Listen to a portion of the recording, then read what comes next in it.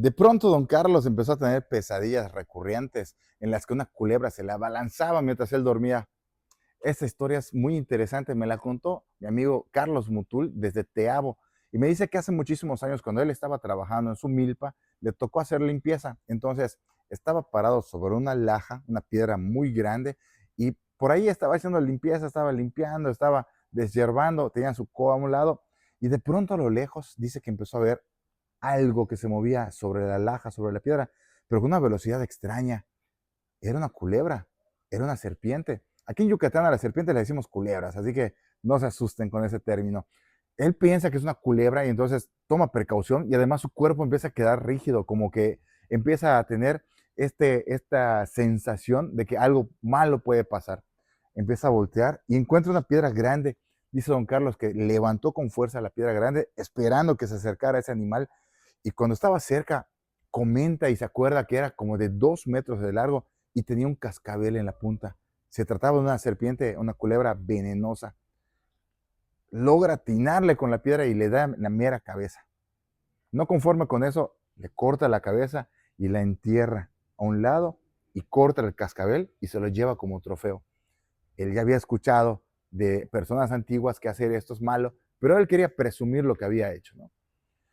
Terminó de trabajar, llegó a su casa y a partir de esa noche, como si esto fuera una pesadilla, mientras él dormía en su hamaca, empezó a tener sueños muy vívidos en los que una serpiente se tiraba desde lo más alto y caía sobre él y peleaba con él. Y entonces él se despertaba con mucho miedo.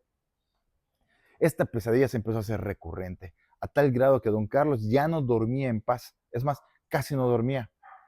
Fue al pueblo, al centro del pueblo, allá en Teabo, y con una persona antigua, una persona ancestral, un abuelo, le contó lo que había pasado.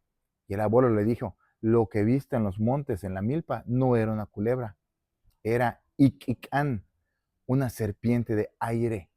Aquí en Yucatán, la madre naturaleza tiene este concepto de que es aire, de que puede castigar a las personas malas que abusan de la naturaleza por medio del aire. Entonces, lo que se le presentó a don Carlos era una serpiente, pero en realidad era aire para prevenir algo.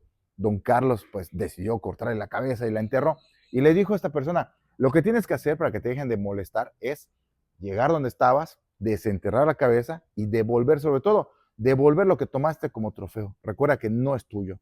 Don Carlos, pues, haciendo caso a este abuelo, decide ir otra vez a la milpa, desentierra la cabeza de la serpiente de cascabel y la sonaja de cascabel que tenía en su poder la devuelve otra vez. Y ahí deja todo, pide perdón.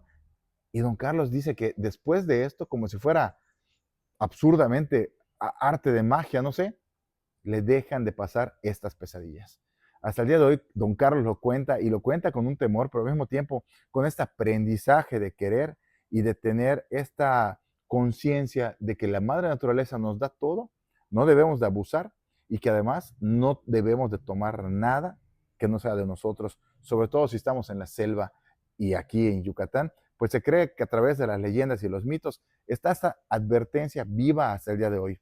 Nunca tomes nada que no sea tuyo, sobre todo si estás en la selva de Yucatán. Saludos amigos y gracias por seguir estos videos. Espero que se encuentren muy bien y pues comenten, compartan, dejen ahí sus historias porque seguramente a alguien más le ha pasado algo similar. Saludos.